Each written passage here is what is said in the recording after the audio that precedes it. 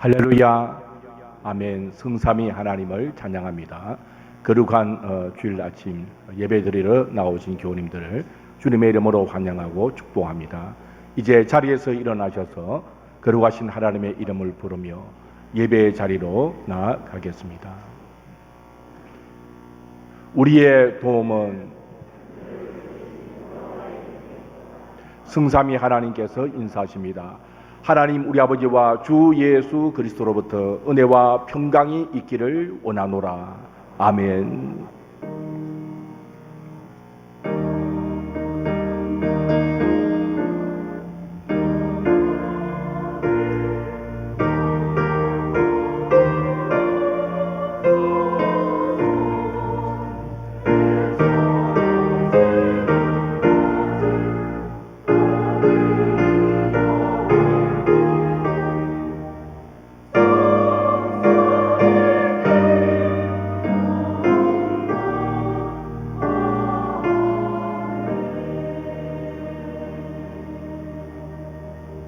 찬송 25장으로 하나님께 영광을 돌리시겠습니다.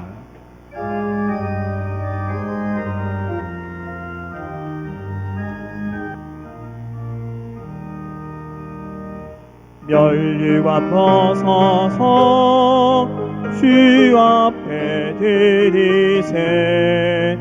저천사 기쁜 노래가 온 땅에 퍼지네. 내 혼합 깨어서 주 찬송하여라. 온 백성 죄를 속하신 만왕의 왕일세.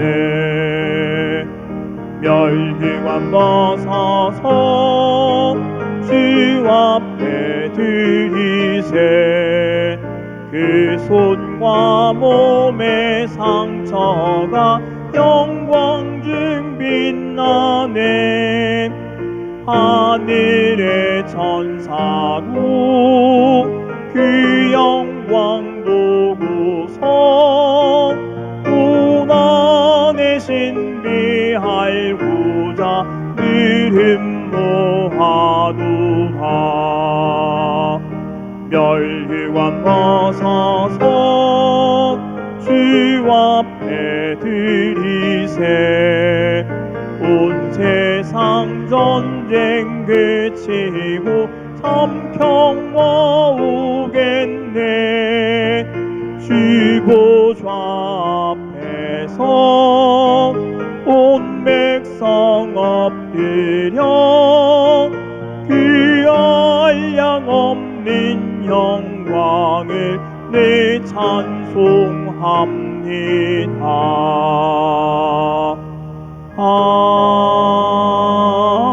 아멘. 십계명을 선포하겠습니다. 자리에 앉으셔서 한 계명씩 교독하시겠습니다. 하나님이 이 모든 말씀으로 말씀하여 이르시되 나는 너를 애굽 땅 종되었던 집에서 인도하여 낸 네 하나님 여호와니라. 제 이런 너는 나 외에는 다른 신들을 네게 두지 말라. 제2는 너를 위하여 새긴 우상을 만들지 말고 또 위로 하늘에 있는 것이나 아래로 땅에 있는 것이나 땅 아래 물속에 있는 것에 어떤 형상도 만들지 말며 그것들에게 절하지 말며 그것들을 섬기지 말라. 나 내 하나님 여호와는 질투하는 하나님인즉 나를 미워하는 자의 죄를 갚되 아버지로부터 아들에게로 3, 4대까지 이르게 하거니와 나를 사랑하고 내 계명을 지키는 자에게는 천대까지 은혜를 베푸느니라. 제3은 이른데 하나님 여호와의 이름을 망령되게 부르지 말라.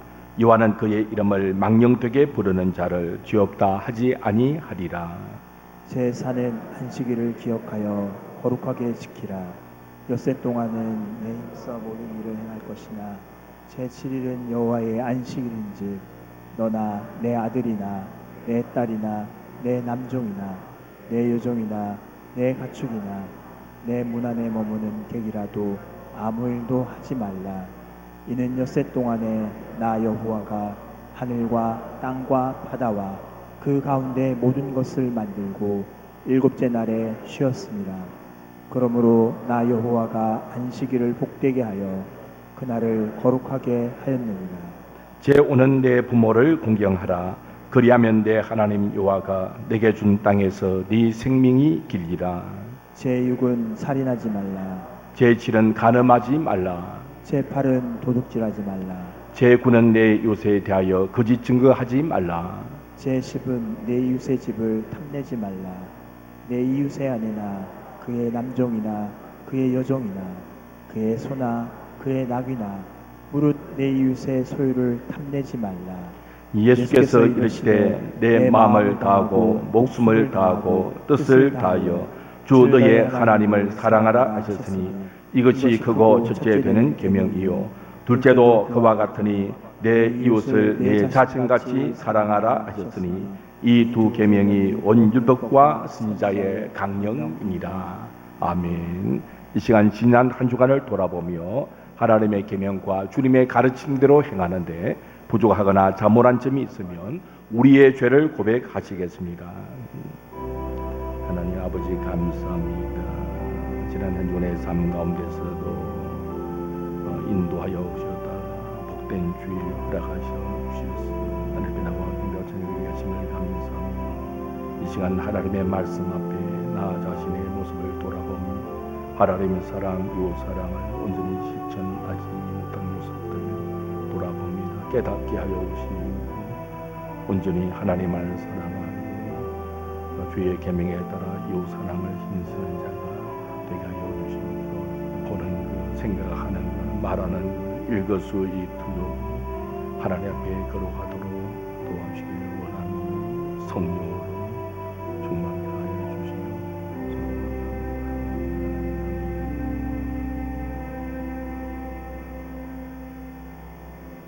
만일 우리가 우리 죄를 자백하면 그는 미쁘시고 오로사 우리 죄를 사하시며 우리를 모든 불에서 깨끗하게 하실 것이라고 했습니다.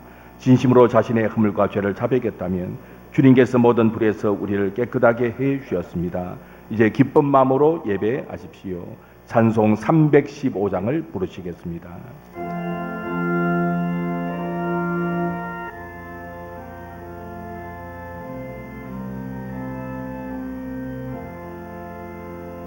내 주 되신 주를 참 사랑하고 또 그에게 죄를 하고합니다. 그는 은혜를 주신 내 예수시니 이전보다 더욱 사랑합니다. 주 날 사랑하사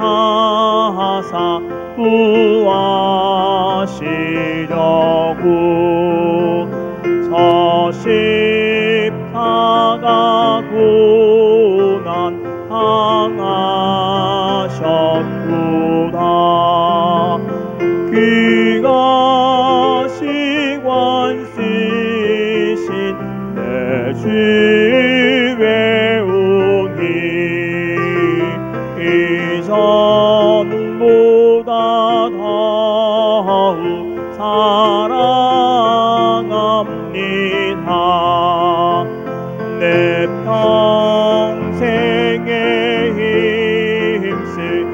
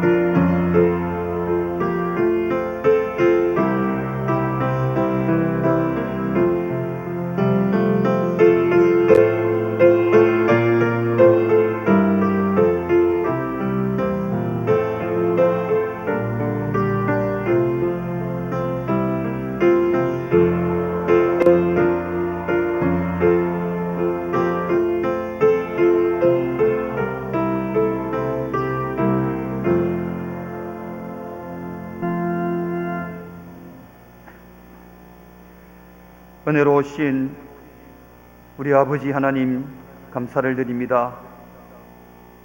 허물과 죄로 죽었던 저희들을 십자가의 보혈로 살려주시고 오늘 날까지 지키시며 인도하심을 감사드립니다. 온 세상이 코로나19 역병으로 인하여 긴장하며 살아가고 있는 이때에 우리는 하나님의 은혜로 잘 살아가고 있음을 감사드립니다. 주님, 거룩한 주일입니다. 우리는 역병으로 인하여 교회 출입이 제한되며 자유롭게 함께 모여 예배할 수 없는 사상 초유의 사태를 맞이하였습니다. 세상 사람들은 교회의 예배가 코로나 확산의 원인인 양 교회를 향해 자기들의 마음 가는 대로 말들을 합니다.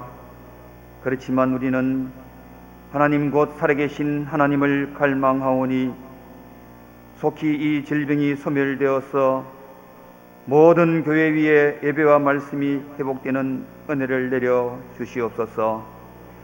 성소에서 성도들과 함께 하나님을 마음껏 찾으며 말씀 중에 임재하시는 하나님을 간절히 뵙기를 원합니다.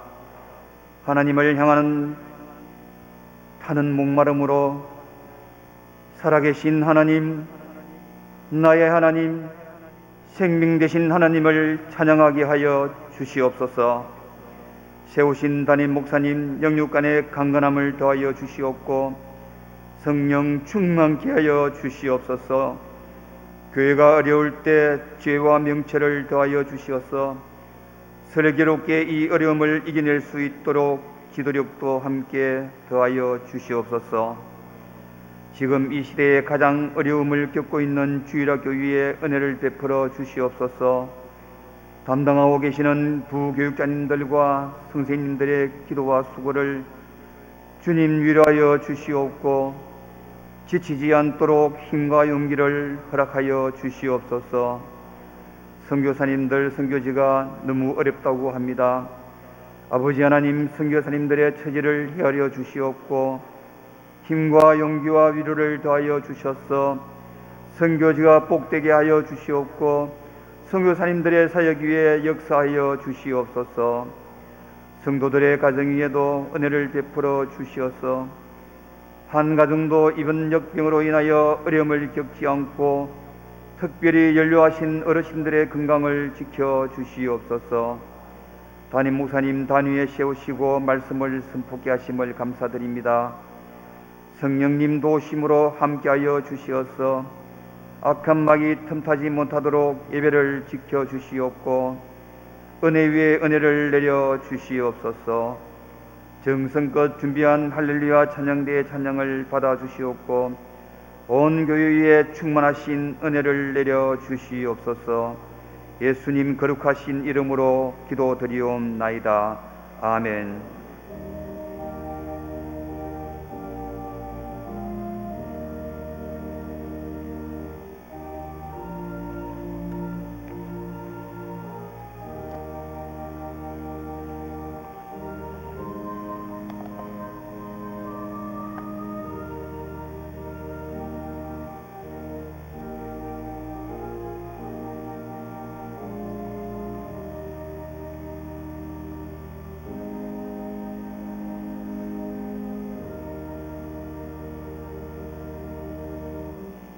성경 봉독하겠습니다. 봉독할 말씀은 요한계시록 2장 8절부터 10절까지 말씀, 신약 성경 400면 요한계시록 2장 8절부터 10절까지 말씀을 봉독하겠습니다. 스무나 교회의 사자에게 편지하라. 처음이며 마지막이요 죽었다가 살아나신 이가 이르시되 내가 네 환난과 궁핍을 알거니와 실상은 네가 부유한 자니라. 자칭 유대인이라 하는 자들의 비방도 알거니와 실상은 유대인이 아니요 사탄의 회당이라. 너는 장차 받을 고난을 두려워하지 말라. 볼지어다 마귀가 장차 너희 가운데에서 몇 사람을 옥에 던져 시험을 받게 하리니 너희가 10일 동안 환난을 받으리라. 네가 죽도록 충성하라. 그리하면 내가 생명의 관을 네게 주리라. 아멘.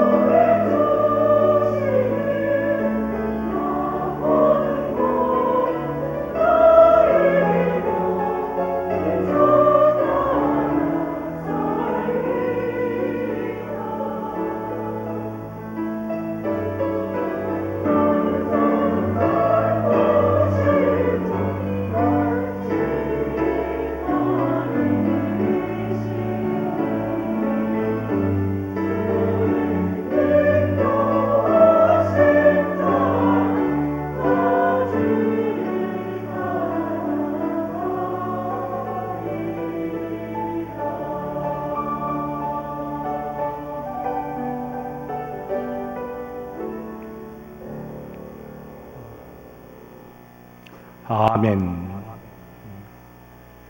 오늘은 총회의 결의에 따라 순교자 기념 주일로 지키게 되어졌습니다. 그래서 우리 고신교단 산하의 모든 교회들이 똑같은 본문을 가지고 공동 설교문을 가지고 말씀을 전하게 되어졌습니다. 우리가 바쁜 생활을 살다 보니까 믿음의 선조들의 그 아름다운 믿음의 유산을 이어받지 못하고 특히 순교자의 그 숭고한 신앙을 잊어버리고 살 때가 많이 있습니다. 이제 오늘 이 순교자 기념주의를 지키면서 다시 한 번 더 믿음의 선조들, 특히 순교자들이 가졌던 신앙, 그 숭고한 정신을 우리가 다시 한번 새기면서 결단하는 시간을 갖고자 합니다. 오늘 말씀을 통해서 순교가 무엇인가, 우리 순교를 잘 이해를 해야 되고요. 그 다음에 역사적으로 어떤 순교가 있었으며 우리 또 한국교회에 어떤 일이 있었는가, 그리고 오늘 본문이 주는 교훈이 무엇인가 함께 말씀의 은혜를 나누고자 합니다. 먼저 순교라는 것이 무엇이냐 하는 것입니다. 순교, 우리가 이미 사전적인 의미를 대개는 알고 있습니다. 자기가 믿는 신앙을 지키기 위하여 죽는 죽음, 그게 순교라 그렇게 말하고, 순교자는 자기가 믿는 신앙을 지키기 위하여 목숨을 바친 사람이 순교자라 그렇게 이해를 하고 있습니다. 우리가 한자 문화권에 살기 때문에 이제 순이란 말 쓰죠. 순교자, 이 순이란 말 쓰는데, 순이란 말은 거룩하고 고상한 죽음이란 의미를 갖고 있습니다. 그래서 나라를 위해서 참 숭고한 죽음을 죽었을 때 뭐라 말합니까? 순구 그렇게 말하고, 또 직장을 위하여 충실하게 살다가 직책에 충실한 삶을 살다가 이제 그 직장의 일로 인하여 죽게 되었을 때 순직 그렇게 말을 하는 것입니다. 그래서 순교란 말의 순자를 보면은 죽을 살자와 열을 순자로 이렇게 합쳐져 있습니다. 그리고 죽은 사람의 뒤를 열흘 안에 따라 죽는다 그런 의미입니다. 함께 죽는다 그런 의미입니다. 그러면 성경에 순교라는 그런 말이 있는가? 성경에는 순교란 말이 없습니다. 영어의 마트덤이라는 이 순교라는 그 말은 라틴어 마르티리움에서 왔는데, 이 라틴어는 헬라어 말투리온에서 왔습니다. 헬라어 말투리온이라는 것은 우리가 일반적으로 순교 그렇게 번역을 하지만 사실은 증거, 정언 그런 뜻입니다. 그러니까 신약 성경에는 순교란 개념이 따로 없다는 것입니다. 증거, 정언, 말투리온 그렇게 되어 있고, 우리가 보통 순교자 할 때 마르투스 그렇게 하죠. 이것도 순교란 뜻이 아니고 정인 그런 뜻입니다. 사도행전 1장 8절 말씀처럼 정인 그런 뜻이 마르투스입니다. 그래서 이 마르티온이라는 이 증거란 말이 순교란 말로 통하게 되어졌고, 또 마르투스라는 이 정인이란 말이 또 순교자 그런 의미로 그렇게 이해가 되어져서 사용이 되어진 것입니다. 그러니까 순교가 무엇입니까? 순교는 하나님의 복음을, 하나님의 말씀을 바로 증거하기 위하여 목숨을 바치는 행위, 그게 순교고, 그것이 곧 증거, 증언이고, 그렇게 죽는 자가 정인, 우리가 보통 순교자 그렇게 말을 하는 것입니다. 그래서 요한계시록 2장 13절 보면 믿음을 버리지 않고 죽임을 당한 안디바를 향하여 나여 충성된 정인 그렇게 말합니다. 순교자란 그런 의미가 포함되어 있습니다. 그리고 오늘 본문에 죽도록 충성하라, 여기도 마찬가지입니다. 죽음에 이르기까지 정인이 되라 그런 의미입니다. 그리고 사도행전에 보면은 이제 바울이 서대반에 대하여 말을 할 때 이 정인이라는 말을 씁니다. 서대반이 피를 흘리고 죽었을 때 정인이라는 말을 쓰는데, 여기서 증거와 피 흘림이 같은 의미입니다. 사도행전 22장 20절입니다. 다 같이 한번 읽어보시겠습니다. 사도행전 22장 20절 말씀 다 같이 읽습니다. 시작. 또 주의 증인 서대반이 피를 흘릴 때에 내가 곁에 서서 찬성하고 그 죽이는 사람들의 옷을 지킨 줄 그들도 아나이다. 서대반의 순교였으면 주의 증인 서대반 그렇게 말하고, 어떻게 죽었습니까? 피를 흘리고 죽었습니다. 복음을 전하다가 피를 흘리고 죽은 정인, 그가 서대반이고, 그가 곧 성경에 나온 첫 번째 순교자가 되어지는 것입니다. 그래서 우리가 이런 말씀들을 증가할 때, 정리를 해볼 때, 순교란 말이 성경에 따로 없고, 말투리오라는 그 말은 이제 증거, 증언이라는 말인데 그게 순교라 이해되어졌고, 또 마르투스라는 말은 증인이라는 뜻인데 그게 순교자라는 의미를 가지고 사용하게 되어졌다. 그렇게 이해를 하시면 되겠습니다. 그래서 초대교회는 사람을 구분할 때 세 가지 용어를 썼습니다. 첫째는 순교자입니다. 이 순교자는 조금 전에 말씀을 드린 것처럼 복음을 위해서 목숨을 버린 자들의 순교자입니다. 또 한 사람의 부류는 이제 고백자 그렇게 불렀습니다. 이 사람들은 복음을 증거를 하긴 했지만은 죽진 않았다는 것입니다.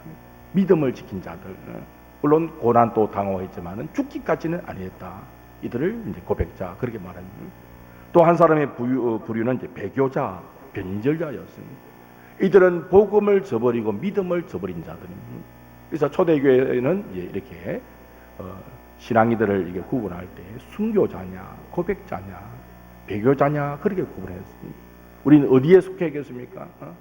우리는 고백자가 아니면 순교자의 정신을 가지고 신앙생활을 해야 되겠다는 것입니다.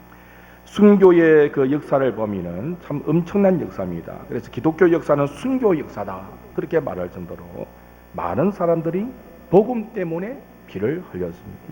사도행전 7장에 보면 대표적인 인물이 서대반이죠. 서대반이 순교함으로 순교자의 피 위에 하나님의 교회가 세워졌습니다. 그래서 초대교부 터툴리아는 이렇게 말합니다. 순교자의 피는 실로 교회의 기초이다. 죽음으로써 우리는 이긴다. 우리가 목숨을 버리는 순간 우리는 승리하면서 앞으로 나아가야 된다. 참 놀라운 것은 많은 순교자가 있었는데 그 순교자의 피를 통해서 복음이 전해지고 하나님의 교회가 세워졌다는 것입니다.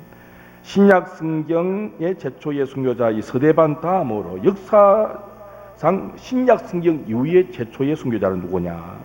유세비우스라는 역사가의 아미는 프로코피우스라는 인물입니다. 이 인물은 로마 황제를 신으로 숭배하는 것을 거부하고 황제 이름으로 제물을 바칠 것을 요구를 받았으나 이를 거부했습니다. 바로 즉각 처형을 당했습니다. 그래서 최초의 순교자로 신약 성경 이후의 순교자는 프로코피우스로 그렇게 알려져 있습니다. 또 유세비우스의 책을 보면은 안디옥의 로마누스라는 사람이 있습니다. 이 사람은 청년인데 화형을 당하여 죽게 되어졌습니다. 그가 이제 화형을 당할 때 나무를 사놓은 것을 보고는 또 나무에 묶여 있는 것을 보면서 그가 이렇게 말을 했다는 것입니다. 두려워하지 않고 이제 나를 태울 불은 어디 있느냐 그렇게 물었다는 것입니다. 나무에 묶여 가지고 나무 그 더미 위에 올라서서 곧 화형을 당하는데 그런 당당하게 나를 태울 불은 어디 있느냐 그렇게 말을 하면서 순교를 하게 되었다는 것입니다. 초기 기독교회의 이그타니우스는 맹수의 밥이 되는 맹수형으로 순교를 당했습니다. 그리고 오늘 본문 읽은 서머나 교회의 감독이었던 이 폴리캅은 155년 2월 23일 화형을 당했습니다. 86세의 나이였습니다. 이 사람은 너무 훌륭한 사람이 돼가지고 화형을 시키는 이 감독관조차도 이 폴리캅이 죽기를 원하지 않았습니다. 그래서 한 번만 거부해라. 예수님을 딱 한 번 그냥 부인만 하면 되지 않느냐. 그럴 때 폴리캅은 그렇게 말을 했다는 이야기가 있지 않습니까? 나는 86년간 주님을 섬겼으나 주님이 한 번도 나를 본다고 한 적이 없는데 내가 어째 주님을 부인하겠느냐. 그러자 감독관이 참 안타까워서 당신이 화양당할 것을 생각해 보라고 얼마나 참 고통스럽겠느냐. 그러니까 폴리캅은 그렇게 말을 했답니다. 육체의 아픔은 순간이지만 영혼의 아픔은 영원한 것입니다. 그래서 당당하게 화형으로 순교의 제물이 되어졌다는 것입니다. 이거는 시작에 불과하고요. 250년 그 이후의 역사를 보면은 로마 제국으로부터 많은 박해를 받았습니다. 그래서 이 1000명이 넘는 1000명에 달하는 그런 순교자의 사람들이 생겨나게 되어졌습니다. 그 이후로 중세 시대도 마찬가지고 종교 개혁 시대 또 아시아 아프리카 복음이 말하면서 수많은 사람들이 순교를 당했습니다. 그래서 서양 교회에서는 이런 고난 받는 교회를 어떻게 부르는가 하면은 십자가 아래에 있는 교회.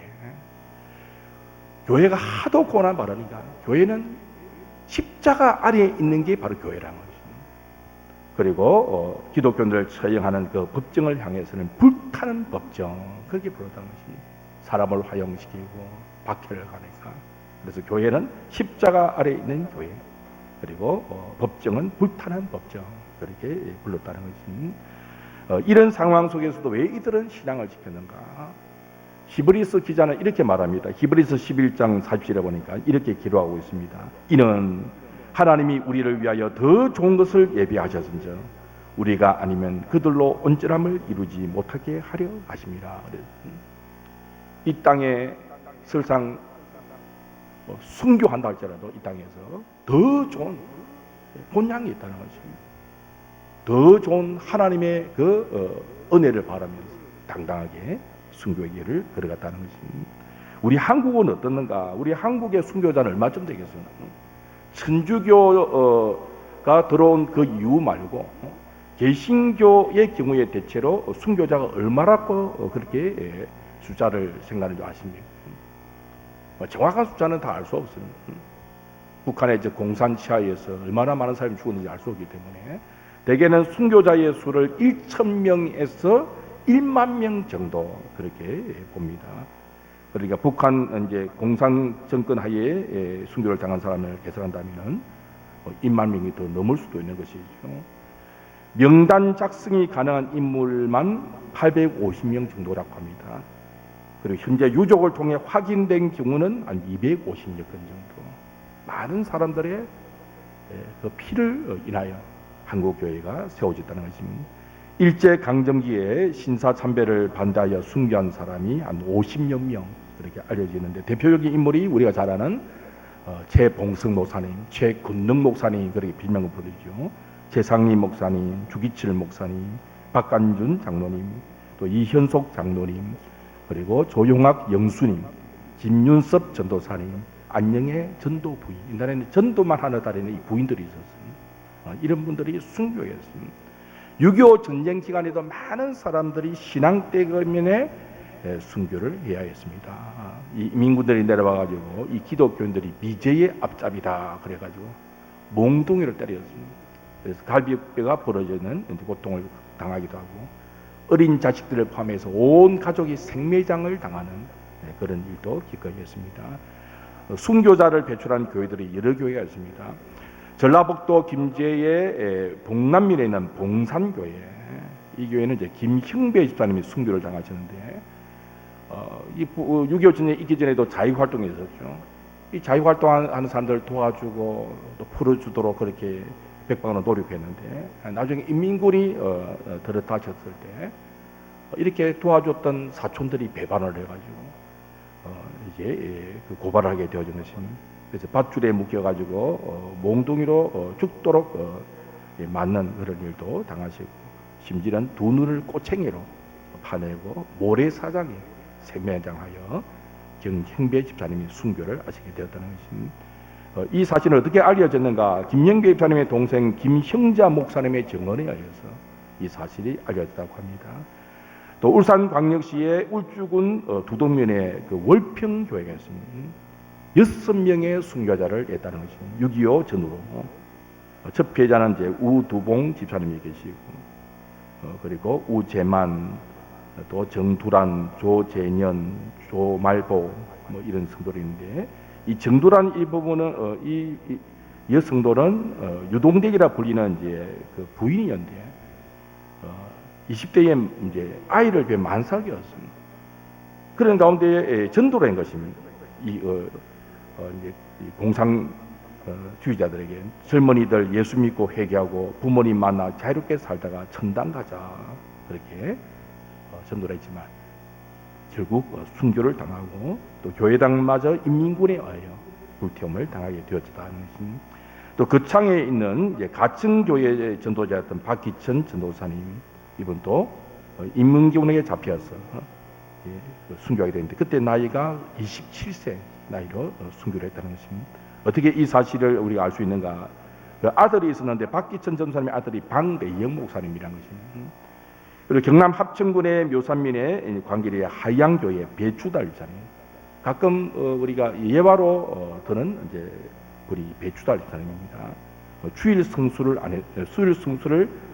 이유로 그가 협조를 하지 않자 인민군에 의하여 순교를 당하게 되어진 것입니다. 24살 나이에 총에 맞아 순교를 하게 되어졌습니다. 또 경남 함안군 군북면 사촌리에 소재한 사촌교회 설립자 조동주의 장남 조용석 장로님도 피난할 수 있는데 85세의 노모를 모시는 일로 피난도 못 가다 결국 체포되어 이제 순교를 당하게 되는데 그때 나이가 46세였답니다. 또 우리가 잘 아는 여수의 양문의 손양은 목사님 도망갈 수 있는데 배만 타면 도망가는데 어떻게 그 환자들을 두고 내가 도망갈 수 있느냐. 그러다가 결국 순교를 당하셨습니다. 이때 손양원 목사님이 남긴 유명한 말씀이 있다고 그러지요. 세상에 피난처가 어디 있는가? 피난처는 오직 주님 품뿐이다. 그렇게 말씀을 하시다는 거죠. 도망을 가라고 사람들 그렇게 하니까 환자를 두고 나만 살겠다고 어떻게 피할 수 있는가? 세상에 진정한 피난처가 어디 있는가? 주님 품밖에 없다. 그래서 결국에 순교를 당하신 이야기를 우리가 잘 알고 있습니다. 그 외에도 많습니다. 어쨌든 6.25 전쟁 중에 살해된 기독교 교직자만 하더라도 176명이 많은 교직자들이 교역자죠. 목사 또 전도사 많은 분들이 죽었습니다. 또 납북된 교역자마더라도 174명이 그 교회당에 불타고 그런 만행들은 우리가 자료를 보면은 알 수 있습니다. 단 한 가지 이유입니다. 기독교인이라는 이유 때문에 1만 명에 달할 것으로 아마 넘을 수도 있습니다. 또 북한 공산체를 생각하면 지금 또 정치범 수용소에서 추경을 당하는 많은 기독교인들, 그 순교자의 일을 생각할 때 엄청난 순교자를 배출한 교회가 이 한국 교회인 것입니다. 그래서 한때 평양의 그 영광, 복음의 그 영광이 다시 한 번 더 회복되는 그런 통일의 나라를 우리가 꿈꾸며 기도를 하고 있는 것입니다. 이런 몇 가지 사례를 살펴봤는데 기독교 역사는요, 순교 역사입니다. 누군가의 피 때문에, 누군가의 헌신 때문에, 누군가의 눈물 때문에 하나님의 교회가 세워져서 오늘 이 시간까지 보게 되어졌다는 사실을 우리가 이어서는 안 될 것입니다. 이제 본문 말씀을 잠시 살피고자 합니다. 본문 말씀은 우리가 잘 아는 말씀으로 소아시아 7교회 가운데 서머나 교회에 주신 편지의 글입니다. 이 서머나 지금은 터키의 이즈미르라는 곳입니다. 7교회 가운데 유일하게 지금 또 주요한 도시로 남아있는 것이 이 서머나인데 앞서 소개한 폴리캅, 초대교부 폴리캅이 순교한 교회가 바로 서머나 교회입니다. 오늘 본문 9절에 보니까 주님 뭐라 말씀하십니까? 주님이 안다고 말씀하십니다. 내가 네 환난과 궁핍을 알거니와 그렇게 말씀합니다. 주님은 교회의 아픔을, 교회의 환난을 아시는 분이다. 그렇게 성경은 말씀하고 있습니다. 특히 요한계시록 2장에서 3장에 보면 7번 말씀하십니다. 내가 알고 있다. 교회를 아시는 분이고요. 저와 여러분을 아시는 분이고요. 교회가 당하는 환난과 궁핍을 아시는 주님이시라는 것입니다. 여기서 환난은 박해를 가르칩니다. 극심한 박해를 당했는데 궁핍함이 함께 있었습니다. 기독교인들은 사회생활을 제대로 할 수 없었습니다. 사회적으로 배척을 당하기 때문에. 그래서 기독교인들이 가난했습니다. 근데 주님이 뭐라 말씀하십니까? 내가 네 환난과 궁핍을 알거니와 실상은 네가 부유한 자니라. 그렇게 말씀하십니다. 경제적으로 세상적으로는 가난한 자로 보일지 모르겠지만 실상은 영적으로는 너희들이 부유한 자다. 왜 그렇습니까? 순교할지언정 믿음을 지키는 그런 교회이기 때문에 주님께서 그렇게 말씀하신 것입니다.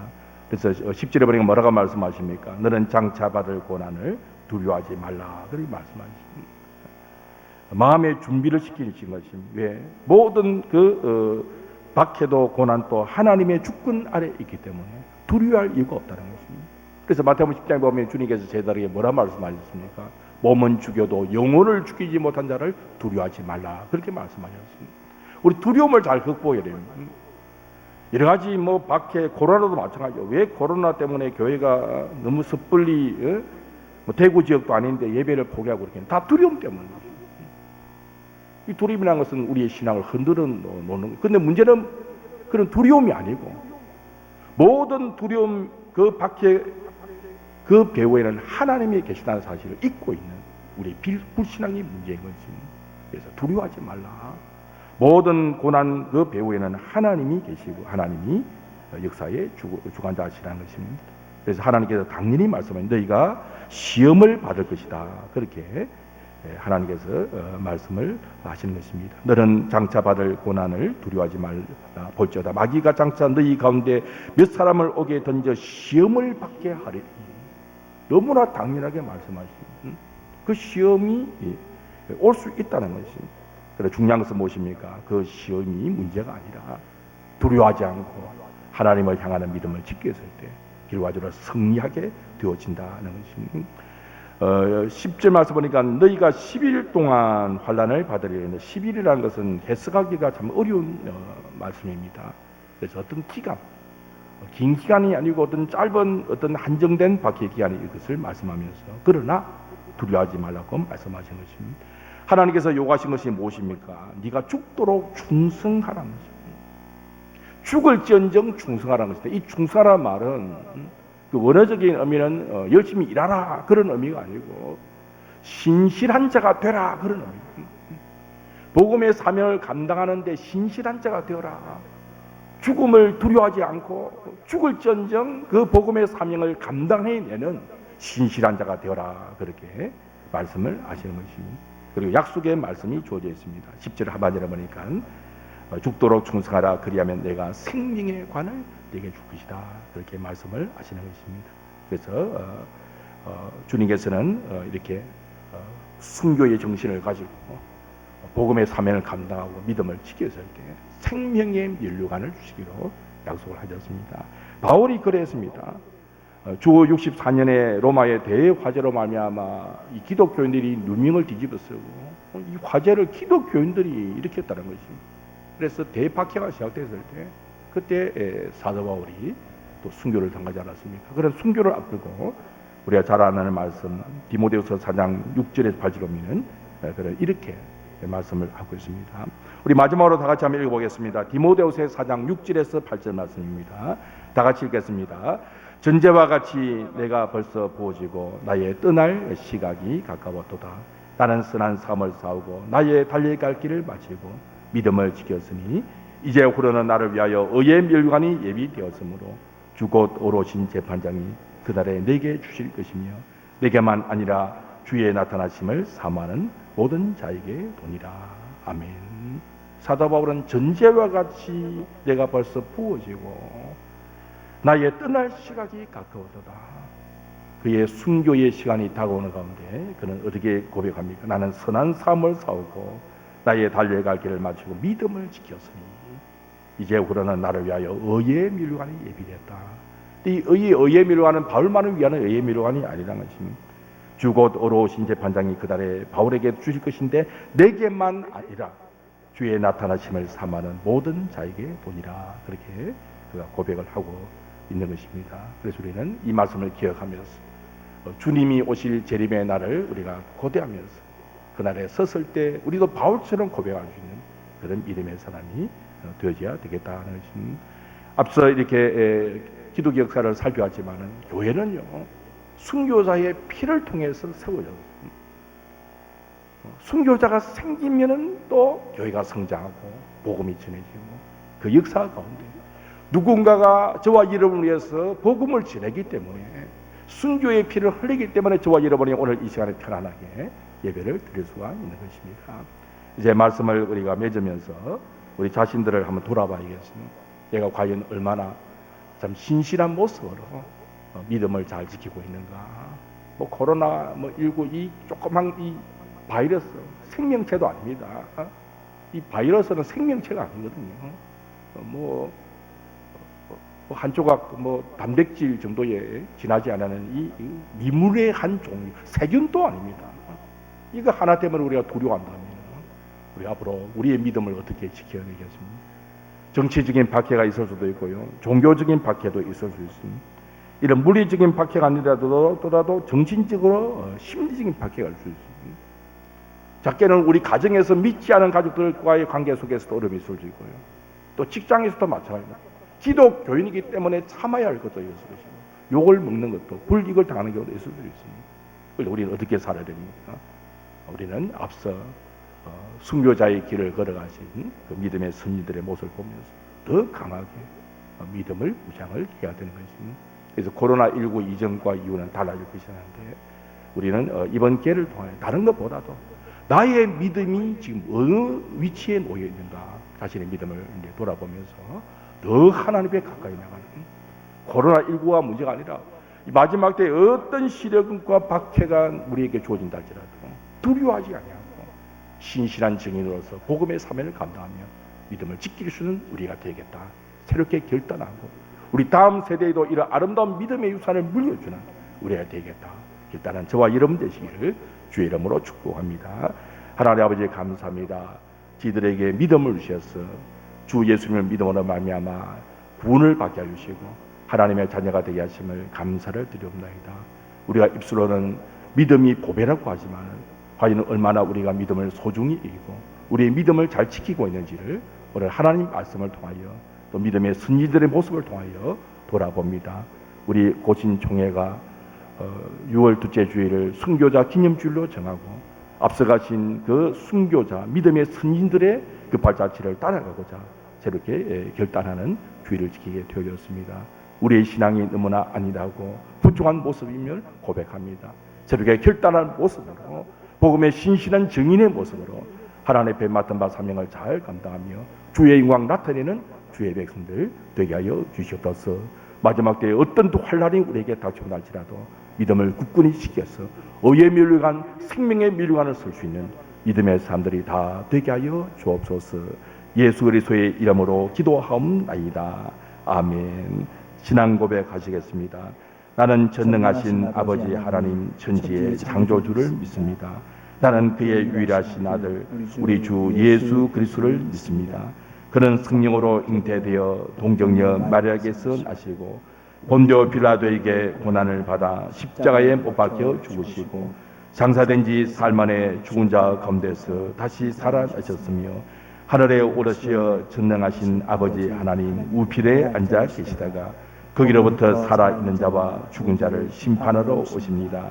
나는 성령을 믿으며 거룩한 공교회와 성도의 교제와 죄를 용서받는 것과 몸의 부활과 영생을 믿습니다. 아멘. 찬송 336장 부르시며 봉헌하시겠습니다.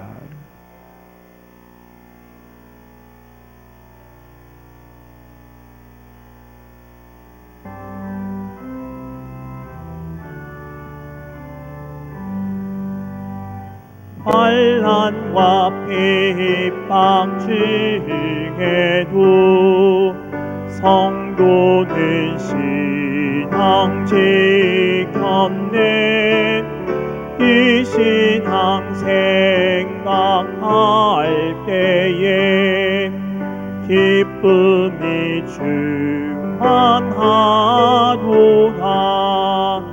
성도의 신앙 따라서 죽도록 충성하겠네.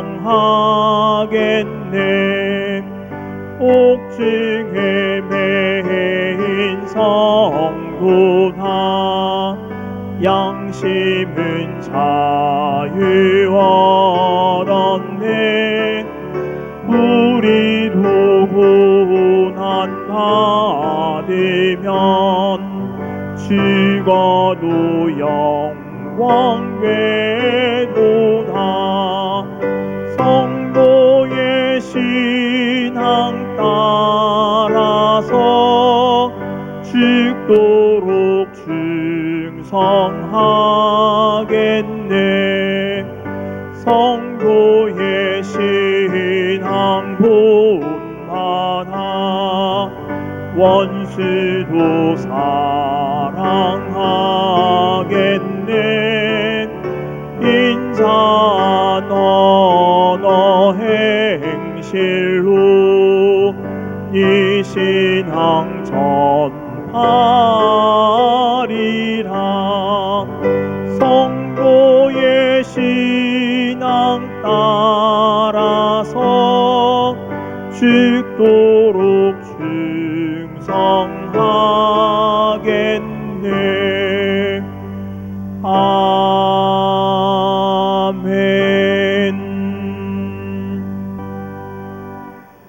천지 만물의 주자 되신 아버지 하나님, 하나님의 크신 사랑과 크신 은혜를 감사를 드리옵나이다. 하나님이 주신 복에 따라 정성껏 헌금을 올려드리오니 이 헌금을 기쁘시게 받아 주옵시며 바치 손길 위에 복을 더하여 주셔서 하나님이 주시는 복을 따라 더 힘써 하나님을 기쁘시게 드리는 복된 삶을 살아가게 하여 주시옵소서. 단지 예물만 하나님 앞에 올려드리는 것이 아니라 우리의 모든 것을 하나님 앞에 드리고자 합니다. 특별히 우리의 삶이 아름답게 드려지는 거룩한 예배자의 삶이 되게 하여 주시옵소서. 너무나도 소중한 헌금입니다. 교회가 이 헌금을 잘 관리하고 잘 사용하여서 이 헌금으로 말미암아 하나님의 나라가 확장되어지며 사람을 살리고 사람을 세우는 일에 귀하게 쓰이는 헌금이 되게 하여 주시옵소서. 예수 그리스도의 이름으로 기도하옵나이다. 아멘. 교회 소식을 말씀드리겠습니다. 다른 광고는 참조를 해주시고요. 10번에 보시면은 생활지원금, 코로나19로 인해 경제적 어려움을 겪는 교우들 20분을 선정해서 30만 원 은행 계좌 이체를 해드렸습니다. 그 외에도 숫자가 더 많은데 어떤 분들은 견딜만한 분이 합니다. 또 저보다는 더 어려운 분들을 좀 도와주세요. 그런 이제 뜻을 가진 분도 계시고, 그렇게 어쨌든 20분께 그렇게 전달을 하게 되어졌습니다. 혹 추가로 신청을 해야겠다, 미처 신청하지 못한 교우님 계시면 신청서를 사무실에 제출하시면 검토해서 지급을 하도록 그렇게 하겠습니다. 나머지 광고는 주보를 참조해 주시길 바랍니다. 이제 자리에서 일어나셔서 주기도송 찬송하시겠습니다. 하늘에 계신 아버지, 이름 거룩하사 주님 나라 임하시고 뜻이 이루어지리라.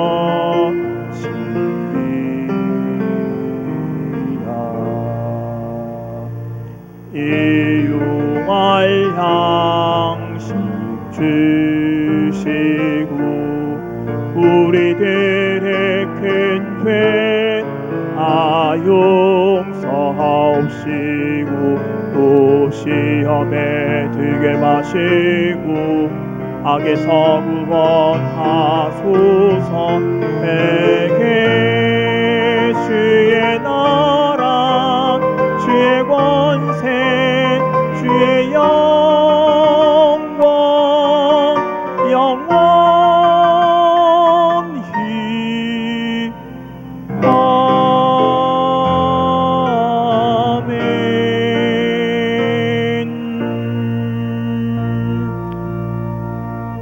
여호와는 여러분에게 복을 주시고 여러분을 지키시기를 원하며, 여호와는 그의 얼굴을 여러분에게 비추사 은혜 베푸시기를 원하며, 여호와는 그 얼굴을 여러분에게로 향하여 드사 평강 주시기를 원하노라. 아멘.